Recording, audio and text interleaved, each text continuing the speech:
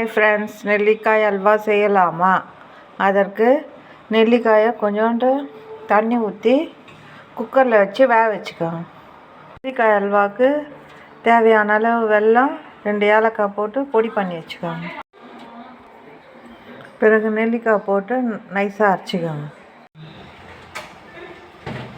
கடாயில் நெய் ஊற்றின்னு நெய் காஞ்சதும் இந்த அரைச்சி வச்சு நெல்லிக்காயை சேர்த்துக்கோங்க. சேர்த்து நல்லா நெல்லிக்காயை நல்லா வறுத்துக்கோங்க. நல்லா வதங்கின பிறகு இந்த வெல்லத்தை போட்டு நல்லா கலரி விடுங்க.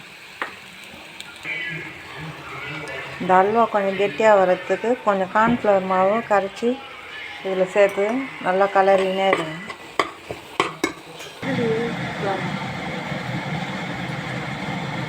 சிறிதளவு நெய் சேருங்க. சேர்த்து நல்லா கலக்கிட்டு நிற்கிடுங்க. அடுப்பு நல்லா கலரிட்டு அடுப்பை அரைச்சிடுங்க. இந்த மாதிரி நல்லா அல்வா பத்து வரணுங்க. நல்லா சுருண்டு வந்தது பாருங்க. இந்த மாதிரி அல்வா பதத்துக்கு வந்தது பாருங்க, சுருண்டு வரணும். நல்லா நெல்லிக்காய் அல்வா ரெடி.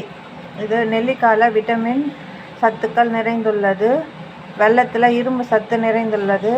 நெல்லிக்காயாக கொடுத்தா குழந்தைங்க சாப்பிட மாட்டாங்க. இந்த மாதிரி அல்வாவாக பண்ணி கொடுங்க, குழந்தைங்க விரும்பி சாப்பிடுவாங்க. பிடித்திருந்தால் லைக் பண்ணுங்கள், ஷேர் பண்ணுங்கள், சப்ஸ்கிரைப் பண்ணுங்கள்.